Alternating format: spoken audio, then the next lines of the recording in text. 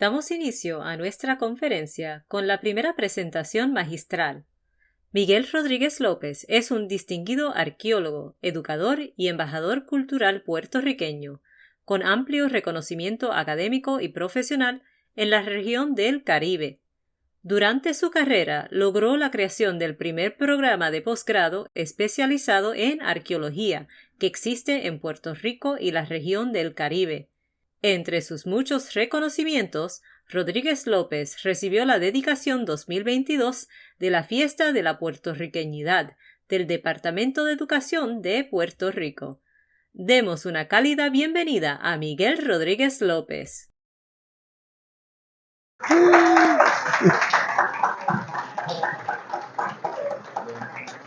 Siempre le digo a mí, cuando voy a hacer una presentación, que esperen los aplausos al final si les gusta. Y si no les gusta, pues me abuchean. ¿Tienen permiso? Sí. Le he titulado mi presentación La arqueología del siglo XXI. Como ustedes saben, en las pasadas décadas, los estudios arqueológicos en Puerto Rico han reafirmado la creciente fuerza de la herencia y el legado de nuestros pueblos originarios. Importantes proyectos de investigación detallan los orígenes, las extensas redes de navegación e intercambio, la capacidad tecnológica, la herencia genética y la diversidad social y cultural de las antiguas sociedades indígenas que habitaron nuestras islas. En la actual presentación se analizan los principales estudios arqueológicos llevados a cabo en Puerto Rico y la manera en que sus resultados enriquecen y complementan el rescate de antiguas tradiciones y modos de vida ancestrales que practican y promueven diversas organizaciones comunitarias indigenistas, tanto en la isla como en la diáspora. Para los que no me conocen, Miguel Rodríguez López soy yo, arqueólogo, educador, gestor cultural. Mi relación con la arqueología y con la herencia indígena tiene más de 7 décadas, o sea, casi la edad mía, que son 76 añitos. Casi desde que nací. Mi maestro de 5º grado le aseguraba a mis padres que yo iba a ser arqueólogo, porque cada vez que yo encontraba algún pedazo de barro, algún hueso, una piedra extraña, en algún lugar la guardaba con mucho celo y la llevaba a la escuela al llamado salón hogar para que la identificaran o buscáramos de dónde venía, qué era su significado. Cuando en el barrio jugábamos a los indios, a los vaqueros, que los que tienen mi edad saben que ese eran uno de los juegos que había anteriormente, contrario de mis vecinitos, yo siempre quería ser indio. Claro, indio americano, como ven ustedes en la ilustración, ese soy yo, de chiquito. Y tenía mis hermanitas que eran la tribu mía, mis 2 hermanas, Mercedes y Vivian, y Luis Manuel, que no está ahí, también era parte. Claro, como ustedes ven, la imagen que se tenía del indio en aquel momento, el indio americano, con su vestimenta, etcétera. Pero interesante, no solamente yo quería ser el indio de los indios y los vaqueros, sino que yo quería ganar. Porque yo decía, los indios tienen que ganar también. Porque siempre en las películas, ustedes saben, que terminaban perdiendo, y los indios eran los malos, los que engañaban a los vaqueros, etcétera. Yo por alguna razón quería que la historia fuera diferente. No entendía, ¿verdad?, por qué, pero tenía ese espíritu conmigo. Ellos me decían que no, que así no era en las películas, que los indios no ganaban. Y yo, ¿por qué no? Pero siempre yo me empeñé en eso. Y en la escuela, cuando celebraban, dramatizaban el descubrimiento de América, yo me negaba a salir de conquistador, porque siempre me querían poner de español o de Colón, etcétera. Y cuando mis maestros decían que yo me parecía a Cristóbal Colón, yo me enfurecía, porque yo quería salir de indio también. Al igual que algunos de los compañeritos míos del salón, que sí eran visiblemente indios. O sea, habían indios, pero ¿por qué yo no podía ser indio también, verdad? Y no podían los indios tener un papel protagónico. Y era Colón el que era el actor principal de la dramatización que hacíamos. Yo creo que esos tiempos han cambiado. Yo he visitado muchas escuelas y hay otra, por lo menos en muchas escuelas, hay otra idea, otra orientación de la lucha de nuestros indios, de la afirmación de nuestra identidad, que ya no estamos celebrando ni aplaudiendo a Colón. Por lo menos yo espero que así sea en el futuro. Pasado el tiempo, mi familia se mudó frente a la casa de un reconocido antropólogo, Eugenio Fernández Méndez, estudioso de las culturas indígenas y muy amigo de don Ricardo Alegría. Su casa era como un museo y aumentado mi interés en esos temas. Ya estaba en la escuela superior y junto a otros compañeritos visitábamos algunos de los entonces conocidos yacimientos arqueológicos. Mis primeras experiencias fueron como muchos arqueólogos de mi tiempo, como aficionado, coleccionista, y tenemos que decirlo así, como saqueador. Íbamos a los sitios a buscar piezas arqueológicas para guardarlas. En aquel momento no había ningún interés del gobierno en proteger esas cosas y nosotros creíamos, ¿verdad?, que de buena fe que estábamos haciendo un gesto al excavar esas cosas y llevarlas a la escuela. Los maestros muchas veces se quedaban con ellas para exhibirlas en sus salones. Así que pensábamos que estábamos haciendo una labor patriótica al rescatar esas piezas que, si no fuera así, iban a ser rotas o destruidas por los proyectos de construcción o por simplemente el abandono o simplemente no había ningún interés en ellas.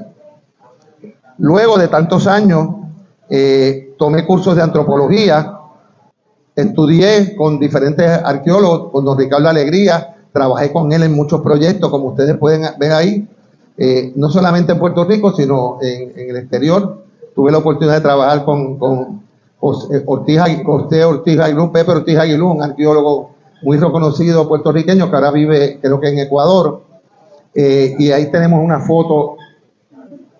Ahí soy yo en toda esa foto, no se crean que es otra persona, porque mis estudiantes dicen, pero ese no puede ser usted, porque ese señor allá tiene pelo y tiene el pelo negro. Bueno, yo tuve pelo y negro en una época, pero ese soy yo en diferentes épocas de mi vida, con don Ricardo Alegría, excavando mi primer proyecto de arqueología, que fue en la iglesia, debajo de la iglesia de San José, en el viejo San Juan, que de hecho hay un yacimiento arqueológico indígena allí, muy antiguo, casi nadie lo sabe, pero está debajo de la iglesia de San José, que era la parte más alta de la ciudad de San Juan. Por razón, ¿verdad? Había un poblado indígena allí. Por casi 50 años he practicado la arqueología académica y la de contrato. También he administrado y dirigido instituciones culturales académicas en el campo de la arqueología. He dirigido museos, agencias reguladoras, he presidido organizaciones de arqueólogos en Puerto Rico y el Caribe. También he sido activo defensor de nuestro patrimonio e identidad indígena, afirmando nuestra descendencia de manera activa y militante. Así que en el mundo de la arqueología y la identidad me ha tocado jugar todas esas bases. Por eso creo que puedo ofrecer algunas ideas en torno a estos temas. En términos generales, en la arqueología, una definición general, disciplina que estudia, reconstruye historias pasadas de sociedades humanas por medio de la excavación y el estudio de sus vestigios tangibles e intangibles. Suena muy teórico, ¿verdad?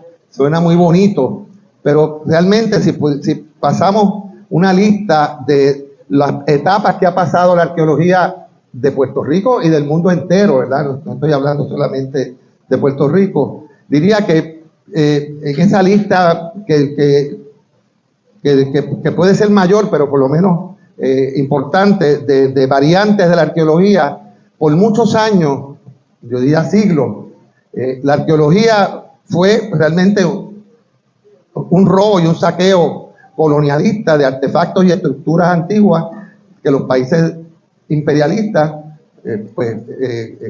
Inglaterra, Francia, Grecia, Roma, saquearon de los países que ellos conquistaban y se llevaban esas grandes piezas, esos grandes restos, incluso edificios enteros. Por eso vamos a Europa y vemos obeliscos, pirámides, templos, y dice, ¿de dónde salió esto, verdad? También siguió la historia y eso se le llamaba, ¿verdad?, arqueología. Los arqueólogos de la época conquistaban, si pudiéramos llamar así también, otros países. Ya en el siglo XX todavía sigue ocurriendo eso. Y en Puerto Rico no fue la excepción. Teníamos una serie de personas en Puerto Rico interesados en los temas arqueológicos locales, ¿verdad?, que coleccionaban estas piezas, las protegían, quizás podemos decir así, ¿verdad? No había museos, no había agencias de gobierno, don Agustín Estal, Cayetano Politoste, don Adolfo de Hosto, etcétera. Pero no deja de ser, ¿verdad?, una época muy triste, si podemos llamar así, porque se perdieron muchas cosas. Los arqueólogos de Estados Unidos venían y se llevaban las piezas con la excusa de que aquí no había interés, de que no había museos, no había instituciones que las reclamaran, no había leyes tampoco. Y no es que todavía hay cierto vestigio de ese tipo de arqueología en Puerto Rico y en el Caribe, menos, pero sí la hay todavía, y sabemos hace unos años atrás, una compañía norteamericana que fue contratada para realizar unas excavaciones en el yacimiento de Jácana, en Ponce, sin saberlo nosotros, los que éramos miembros del Consejo Arqueológico o del Instituto de Cultura, se llevaron las piezas para Estados Unidos. Se formó toda una conmoción, fuimos allí a tratar de parar las excavaciones, el gobierno reaccionó parcialmente, y después de muchos años esas piezas se devolvieron a Puerto Rico. Están, creo que en la Universidad de Puerto Rico, pero están en unas cajas, están sin clasificar. Una vez nos llevaron a los arqueólogos y nos dijeron, mira, esas son las cajas, era un almacén grande, de las cosas que se habían excavado en Jácana, pero quién sabe que eso fue lo que se excavó. No había inventario, no tuvimos la oportunidad de examinar los materiales. Espero que en algún momento se pueda hacer. Pero ese patrón de saqueos de sitios arqueológicos, aunque se ha corregido, pero no se ha eliminado totalmente, y en otros países se ve eso constantemente. Gracias, ¿verdad?, que en algunos países como Egipto, otros lugares, Perú, están reclamando esas piezas que se excavaron en otros lugares. Ustedes no tienen la idea de la cantidad de piezas de Puerto Rico que hay en instituciones en Estados Unidos, en Europa, en España, en Francia, que son de Puerto Rico y del Caribe.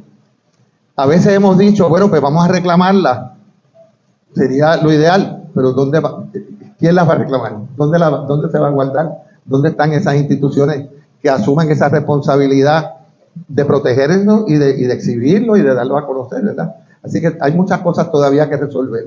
Pero sé que en algunos países se ha logrado que se devuelvan algunas de las piezas quizás más icónicas, ¿verdad?, más importantes, y se han devuelto a los países llamados del tercer mundo, que son los que realmente enriquecen muchas veces estas instituciones y esos museos.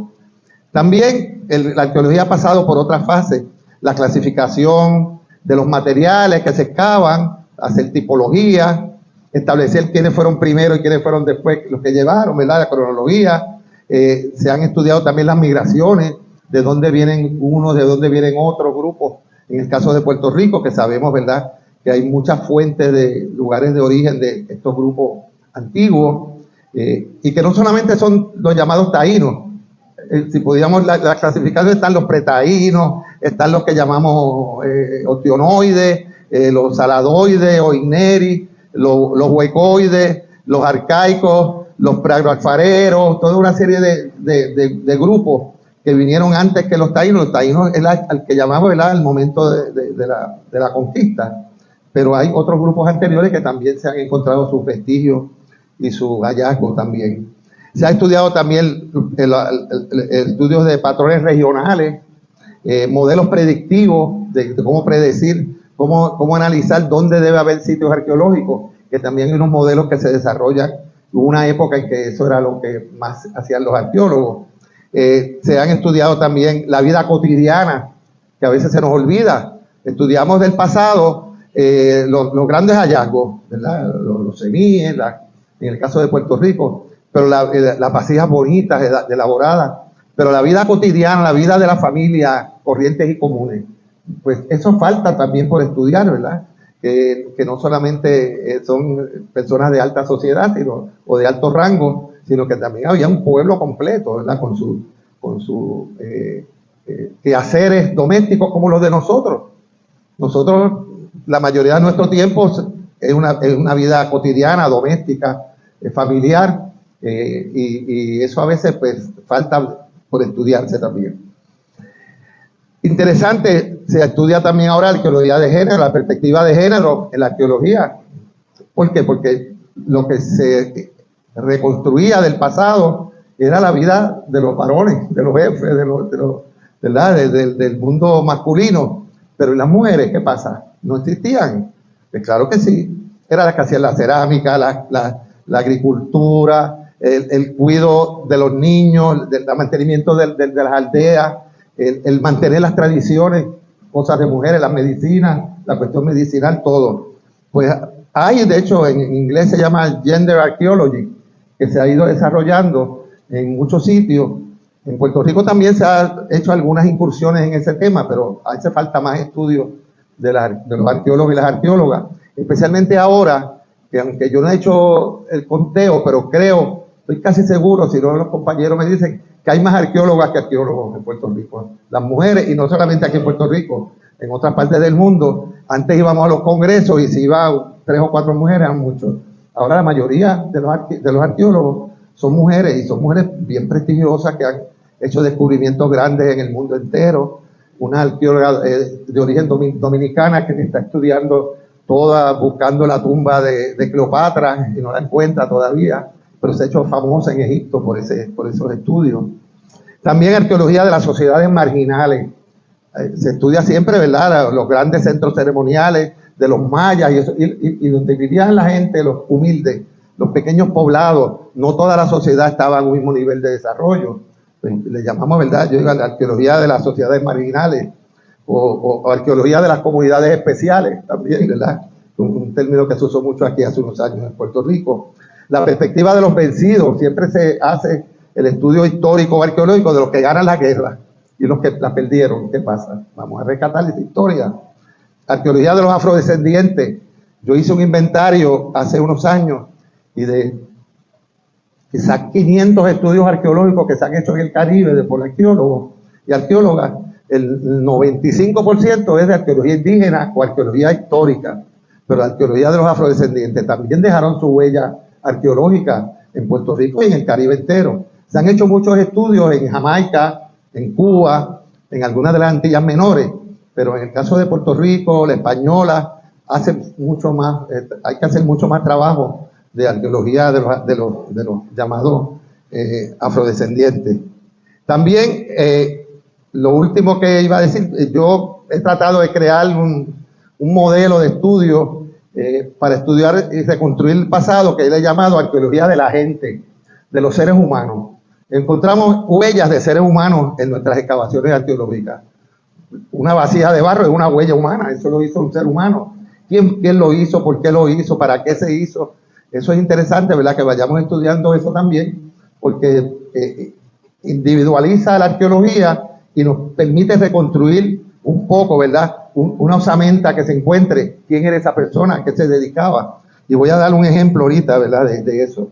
Aquí tenemos también trabajos que se han hecho importantes, que no solamente se rescatan piezas de gran valor, sino que se estudia la tecnología, la tipología de piezas, de herramientas de piedra. Y aquí tengo un pequeño ejemplo, ¿verdad?, algunos ejemplos del arqueólogo Renier Rodríguez, que está aquí presente también, que se ha dedicado en gran medida a muchas cosas de la arqueología, pero en gran medida también a estudiar las manifestaciones culturales del trabajo en piedra, de herramientas. Casi todas las herramientas y los instrumentos de estos grupos antiguos eran en piedra, ¿verdad?, no eran metal.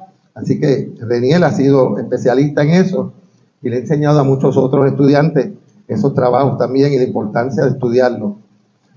Jaime Pagán, que no puede estar hoy, pero también ha estudiado también las plantas, la agricultura. Señores, estas sociedades antiguas se alimentaban, ¿verdad? Y alimentaban de viandas, de productos agrícolas, de peces, de animales. Y la doctora Ivonne Narganes también está estudiando los animales del pasado y cómo se utilizaban no solamente como alimentos, sino para ritos y cosas medicinales, también las plantas, que ustedes saben que son muy importantes. Y aquí tenemos, por ejemplo, ejemplos de estudios que se han hecho también, que ya la arqueología no es la arqueología tradicional. Aquí tenemos unos colmillos de jaguar que fueron encontrados en un yacimiento indígena en Puerto Rico, en Punta Candelero. Y también creo que unos en Vieques, en La Hueca. Y los teníamos clasificados como colmillos de osos hormigueros, no me acuerdo Y resultó que alguien fue una vez al museo y dijo, pero esos son colmillos de jaguar. ¿Y cómo va a ser de jaguar en Puerto Rico? Pues mire, sí, se estudiaron con la ayuda de Reniel Rodríguez también, que se los llevó en un viaje para estudiarlo a Holanda. Se le hicieron unos estudios y se pudo identificar de dónde procedían, obviamente de intercambio comercial. El jaguar, ustedes saben que es el animal más impresionante que hay en la selva suramericana, símbolo de masculinidad, y es verdad, ¿cómo estamos, amigos, aquí? Símbolo de masculinidad máxima, ¿verdad? El cacique o el veíque que usa mucho, un collar de muchos símbolos de jaguar, de muchos colmillos de jaguar, quiere decir o que los cazó o los adquirió, y no solamente adquirió el colmillo, adquirió la fuerza de esos jaguares que le dan potencia y le dan poder a él. Así que estudiamos eso, que vinieron de Sudamérica, obviamente, a través de una cadena larga. Aquí tenemos, ¿verdad?, unas ilustraciones de unos chamanes y de unos caciques con los colmillos de jaguar al cuello. Como yo digo, esa gente tiene mucho poder y mucha importancia en su comunidad por la potencia que transmite el jaguar. Y aquí tenemos, ¿verdad?, que lo hemos hecho también, Reniel también ha trabajado ese tema muchísimo, el intercambio, las redes de intercambio de materias primas y objetos terminados que aparecen en Puerto Rico y son de otros lugares de América. Obviamente llegaron aquí por intercambio comercial, o los grupos indígenas de aquí viajaron a otros lugares o viajaron a lugares intermedios, y de ahí entonces adquirieron esas piezas o la idea de esas piezas, ¿verdad?, de las piedras semipreciosas. Aparecen piedras del Brasil, las amatistas, los collares de amatista grandes que no son de Puerto Rico, que vienen de otros lugares de Sudamérica, el ámbar, que sabemos que viene de la República Dominicana, y, ¿verdad?, los colmillos de jaguar, que creo que uno era de la selva, cuando estaba vivo el jaguar, era de la selva de entre Venezuela y la Guyana, y creo que otro era del área del Istmo de Panamá, de esta región por allá. O sea, que quiere decir que había un gran intercambio de materias primas y productos terminados que tenían simbolismos especiales. Este es otro ejemplo de otros estudios que se han hecho regionales también. Los arqueólogos no solamente excavamos sitios, sino estudiamos la distribución de esos sitios a través del tiempo, a través de la geografía, cómo se van desarrollando. Aquí yo también me he metido a estudiar la descendencia y la familia de los caciques con sus parientes, según los documentos que hay de los cronistas de India, de los documentos de la Real Hacienda, nos dicen, pues, habla de fulano, por ejemplo, del cacique de Cagua, que los documentos oficiales dicen don Francisco Guaybanex, cacique de Cagua. O sea, tiene nombre indígena, nombre español, y le dan el título de don, ¿verdad?, como de importancia y de nobleza. Pues Leonor, su mujer, la cacica señora doña Isabel, que era hermana del cacique de Cagua. Entonces, he tratado de hacer en algunas publicaciones mías esa distribución, ¿verdad?, de parentesco de los caciques principales de Puerto Rico y de los que hay información. Hay algunos que se han podido localizar hasta 3 generaciones, ¿verdad? En este caso de los caciques de Cagua, Yayo, que los documentos dicen cacica vieja, o sea, quiere decir que era una señora cacica de hacía mucho tiempo, 2 hermanas de la cacica y el hijo o el sobrino de Yayo, que era el que ocupaba el poder. Interesante, pero que ustedes, ¿verdad?, por lo menos los españoles lo señalan, que no heredaba el hijo del cacique, heredaba el sobrino del cacique, el sobrino mayor, el hijo de la hermana, porque esa era de sangre, se podía conectar el parentesco directo. No es que quiera decir, ¿verdad?, que el hijo del cacique podía ser cualquiera, o que la esposa del cacique, pero no era de esa familia, ¿verdad? Y eso es interesante, porque los españoles no entendían bien eso, y a veces creían, ¿verdad?, que casándose con la hija de un cacique, o que ya iban a tener su poder, ¿no? Tiene que ser con el sobrino. Y hay un caso particular de la cacica María Bagnanamay, que era sobrina del cacique de Cagua. Y ya los españoles sabían que ella era la que tenía el poder, y uno de ellos, de un estudio que yo encontré, se casó con ella y tuvieron hijos también. Y los indios que obedecían a esa cacica lo obedecían entonces a él porque él se había casado con la cacica. O sea que entendieron la cuestión y lo usaron para su beneficio también. Aquí tenemos, ¿verdad?, la arqueología de la gente en busca del rostro humano en la arqueología. A veces los arqueólogos nos enfocamos en excavar piedras, cerámica, objetos, herramientas. Y decir, pero esto no son seres humanos. Estos fueron hechos por seres humanos. ¿Dónde están los seres humanos de las piezas que nosotros excavamos?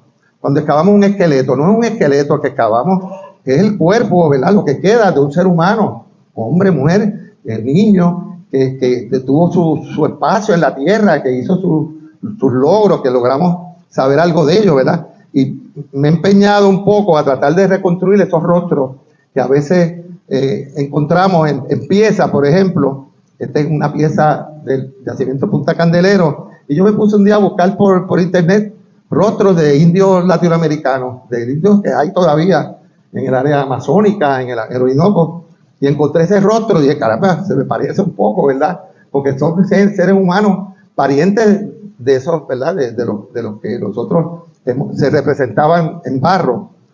Usé Punta Candelero, que es un yacimiento que yo excavé hace varios años y que todavía se siguen haciendo estudios de ese yacimiento, ¿verdad? Voy a ponerlo rapidito por aquí. Algunas de las escenas que fueron unas excavaciones bien extensas que se hicieron Punta Candelero en Palmas del Mar. Aquí tenemos algunos de los compañeros que trabajaron con nosotros. Edwin Crespo, el antropólogo forense que no está con nosotros. Está por ahí también Carlos Pérez, que dirige, creo que va a presentar algo en estos días también aquí también, que trabaja en el Instituto de Cultura. Ese de la camiseta colorada. Señores, ese soy yo, también uno fue joven, fue un poquito lindo también, ¿verdad? Ya estamos medio agotados, ¿verdad? Pero bueno, no me van a usar por una película. Por ahí está mi amiga Isadora, no está por ahí, la actriz, la que hace de Anacaona, estaba por ahí ahorita, sí. Y está Virginia Rivera, arqueóloga también, Carlos Pérez también por ahí. Nosotros excavamos en Punta Candelero una gran cantidad de osamentas. Voy a usar un ejemplo nada más, ¿verdad?, por factor de tiempo, que yo lo llamo la abuela tejedora de canastas. Y cómo yo llego a la conclusión de que el esqueleto que encontramos en ese enterramiento número 48 era una abuela tejedora de canastas. Bueno, cuando se le hizo el estudio de la osamenta que se excavó, estaba tapada con una vasija de barro. Ahí está, debajo de esa vasija, donde decía que habrá ahí debajo, ¿verdad?, una vasija boca abajo. Pues había una osamenta. Se está usando esa vasija como una urna funeraria sobre el cuerpo de la osamenta de una anciana. Y era anciana porque tenía más de 60 años, que era un récord, ¿verdad?, en términos de años de vida de un indígena. Es bastante extenso, ¿no? Era una mujer adulta, mucha edad, quizás la mayor de todos los enterramientos de Punta Candelero, que fueron excavados, más de 100. Los huesos muy porosos, livianos, deformados. Perdonen que me mueva porque no me puedo quedar, tengo los huesos porosos. Yo también. Sí, que estoy aquí con mi bastoncito. Bueno, estaba inflexionado, las rodillas casi le tocaban la cuenca de los ojos. Le faltaban algunos molares, pero tenía desgantes en los incisivos. Y tenía casi todos los dientes con muescas o canales semicirculares que reflejaban uso ocupacional de los dientes. Y la gente que trabaja, las mujeres que trabajan en cestería, en grupos indígenas todavía en Sudamérica, se les hace ese canal porque usan los dientes para afilar la fibra y para mojarla. La boca es una herramienta de trabajo también. Ustedes, la gente que trabaja en la cocina, en todos sitios, lo saben, ¿verdad? Y ese desgaste da la impresión que esa señora se dedicaba a cestería, a hacer cestas. Y le colocaron encima, ¿verdad?, la vasija como si fuera cubriendo el cuerpo. Vamos a ver ahora. Más detalle, cuando fuimos eliminando, ¿verdad?, la cerámica, la vasija, apareció el enterramiento de ella, que al principio creíamos que era una persona de pequeña edad, porque era pequeña, pero era una anciana, que nos ponemos pequeños cuando mayores, ustedes lo saben. Y entonces me dio, ¿verdad?, a analizar las tareas y responsabilidades de las mujeres en esa época. eran esposas, compañeras, paridoras, criadoras, actividades agrícolas, estaban a cargo de las mujeres, la siembra, tejedoras de cestas y textiles, de hamacas, preparaban los alimentos, educaban a los niños, los cuidaban, eran las curanderas y los chamanas también de las aldeas, imponían los castigos, como ahora, decía, deja que llegue a tu casa, que era la mujer tu mamá es la que te castiga. Eran alfareras, mantenían el poblado, custodiaban las tradiciones y la sabiduría ancestral. Hacían muchas cosas, ¿verdad? ¿Y qué hacían los hombres? Ahora te digo yo, ¿verdad? Digo, los hombres también trabajan, o sea, no vamos a ponerlo, ¿verdad?, en extremo. Pero es un trabajo enorme, ¿verdad? Y la idea que tenemos nosotros de las mujeres taínas, pues lo que hacían era, en la vida cotidiana y de importancia de la comunidad. Ahí tenemos unas ilustraciones de mujeres de Sudamérica tejiendo hamacas, tejiendo canastas. Aquí también otra haciendo cerámica, especialmente las vasijas bien grandes, dicen que son hechas por mujeres que tienen mucha experiencia. En la mayoría de los grupos, no sé si me equivoque, ha habido algún descubrimiento reciente, de los grupos indígenas de la antigüedad, las mujeres eran las que hacían las vasijas para todo tipo de uso, ¿verdad? La cocina, etcétera. Entonces, utilicé esa información y la combiné con los hallazgos de la doctora Soraya Serra, que hizo sus estudios en impresiones de cestería que quedan en vasijas de barro.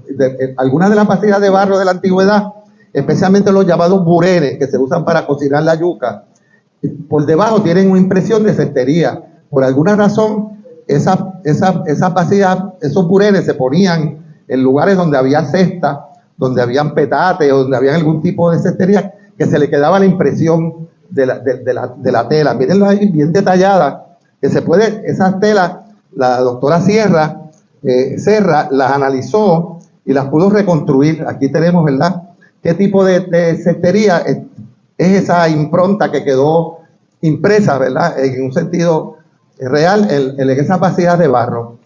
Y los estudió, que hay varios tipos de cestería, algunas que parecen ser de hamaca o de petate, ¿verdad?, que eran estas cosas que se ponían en la tierra para descansar, para cocinar, para todo eso.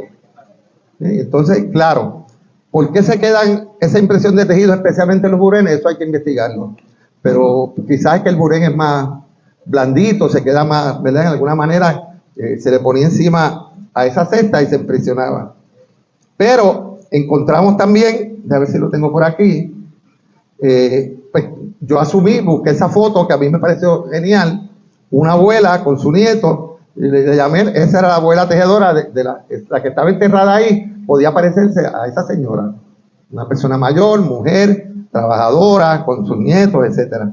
Pero más importante aún, que yo creo que fue a mí el hallazgo más importante, es que la estudiante, de aquel momento estudiante, Soraya Serra, encontró que las cestas de los petates y las canastas que hacían las tejedoras de Sabana Grande era la misma forma de tejido y de impresión de las que ella encontró en el pasado, en el sitio arqueológico, qué sé yo, 2.000, 3.000 años atrás. O sea que doña Montserrat de Montalvo, que era la maestra arcetana del petate, heredó esa técnica, el cómo hacer esos tejidos, esos petates, esas cestas, de algún lugar.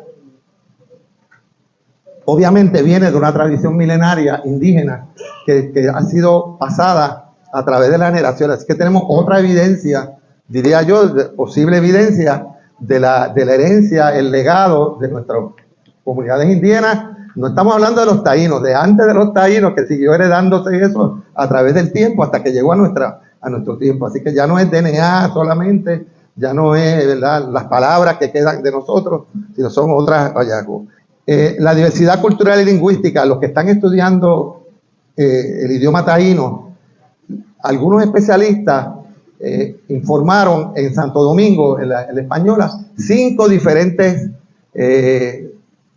no idiomas, ¿verdad?, pero variantes de idiomas que había en diferentes partes de la isla. Se comunicaban unos con otros, pero eran diferentes. ¿Quién sabe si en Puerto Rico también había esa diversidad también? aquí le decían tal cosa, hamaca, y allá le decían de otra manera. O sea, que puede haber una diversidad también lingüística dentro de la misma isla. Los que están estudiando eso, que tomen eso en cuenta también. La diversidad era bien marcada, no eran grupos homogéneos, ¿verdad? Porque venían de otros lugares, tenían impacto, tenían influencia de otros lugares también. Y por eso es que han salido, ¿verdad?, tantas regiones culturales, idiomas, etcétera. Y aquí, ¿verdad?, quizás un poquito para terminar, en los estudios de DNA que no se hacían antes, cuando yo empezaba, lo único que se sabía era el famoso diente de pala. Y entonces resulta que el diente de pala había en Puerto Rico mucha gente con el famoso diente de pala, pero no necesariamente eso era de origen indígena, ¿verdad? Porque también ese diente, que mayormente que lo tienen las comunidades indígenas de América y las orientales también, creo que viene también de Siberia, ese lugar también. Pero eso era lo único que había para uno. Y la gente que se parecían indios. Yo tengo un estudiante, y ¿cómo te dicen a ti? Me dice, el indio, lo tengo constantemente en todos los semestres, me aparece un indio o una india en el salón, visiblemente. Que la gente dice, eso es un indio, eso es una india. Pero también el estudio de DNA pues, ha confirmado lo que sabíamos ya hace tiempo. Eso se sabía hace tiempo. Ese es el mío. Mi descendencia indígena creo que es un 9%, 10%, y de africana como un 11%. Pues señores, yo me siento tan indio, aunque tenga 9%, porque la identidad uno la define y uno la acepta, la que uno quiere tener. Pues yo no me siento identificado. Y cuidado que me gusta ir a España, mi hija vive en España, está casada con un gallego, pero yo no me siento, yo me parezco más al esposo de mi hija, que es un gallego, que mi hija, que parece india, que parece taína. Pero yo no me voy a identificar, yo no me gusta y todo, pero mi identidad está con lo que tenga indígena de Puerto Rico, que es 9, 10%, lo que sea, porque eso no se mide por ciento, se mide por defensa, por apoyo, por decisión propia, igual que también de mi herencia afrodescendiente también. Pues yo tengo de Senegal, tengo de Congo, tengo de todos esos lugares, como lo tenemos todos nosotros. Y por eso es que yo pienso que la identidad indígena, todos la podemos aceptar, estudiarla, y poco a poco, ¿verdad? También uno no se lo impone a nadie. Si alguien no quiere, bueno, hay gente que no quiere ser puertorriqueño, tú no se lo puedes imponer. Y son puertorriqueños 100%, pero tú no puedes. No, pues yo quiero ser, qué sé yo, sueco o español o americano, pues no. Pero tampoco, eso es una entidad propia que uno va desarrollándola poco a poco y aprendiendo, ¿verdad? A quererla, amarla y a defenderla. Iba a hablar de Jayuya, pero ya ustedes conocen de Jayuya, donde creo que es uno de los lugares que más se vive en esos días, ¿verdad? De la fiesta indígena de Jayuya, el festival indígena. Pero también se ha regado a otros municipios también que celebran su propia identidad. Si usted va a una feria artesanal, más de la mitad de las artesanías son de temas indígenas. Si usted va ahora a una librería, muchos libros sobre el tema indígena, que se ha ido, ¿verdad?, divulgando más cada vez más. Y en los pueblos siempre el indio está presente. ¿Aquí en Puerto Rico hay más estatuas de indios o estatuas de españoles por los pueblos de indios? En todos los pueblos hay estatuas del cacique tal o el indio tal. Y mucha gente, la gente dice, yo pero ese cacique se lo inventaron, no importa, porque el que creó esa estatua y en ese pueblo lo aceptaron como su identidad propia, lo pusieron en el medio de la plaza, el cacique tal, lo que sea, aunque no haya ninguna evidencia escrita de que ese cacique existió, pero es una identidad que la gente identifica. Cuando yo le hablo a los estudiantes mismos me dicen, hablando del llamado descubrimiento, dice, no, porque cuando nosotros estábamos aquí llegaron los españoles. Eso nadie se lo enseñó a esos estudiantes que hablan en primera persona. Nosotros somos los que estábamos aquí antes y los españoles, ellos llegaron. Y por lo general la gente habla así, y es verdad, pero ya está en el hablar puertorriqueño ese tipo de sentido, ¿verdad? De dónde uno está parado, si en el lado de allá o en el lado de acá. Así que ya sabemos, ¿verdad? Y finalmente, ¿verdad? Para recrear lo que dijimos al principio, la dedicatoria que se le hizo al cacique Martín Veguilla, gran amigo mío, sentí mucho su muerte y espero que todos los grupos que hay sigan promoviendo ese sentido de identidad, de rescate, a veces, ¿verdad?, más paciente que el mismo arqueólogo, y que permita que nosotros los arqueólogos también ayudemos en ese proceso, porque viendo las cosas que se excavan y se ven, se contra esta gente eran brutales, ¿verdad? Los hallazgos, por ejemplo, de Punta Candelero, de otros lugares de Puerto Rico, me dice, esto no tiene nada que envidiarle a grupos de Sudamérica o de otros lugares del mundo, o sea, en términos de tecnología, del arte, de la belleza, de su trabajo artesanal, que refleja también su complejidad social también.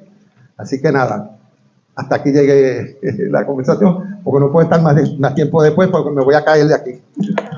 Muchas gracias.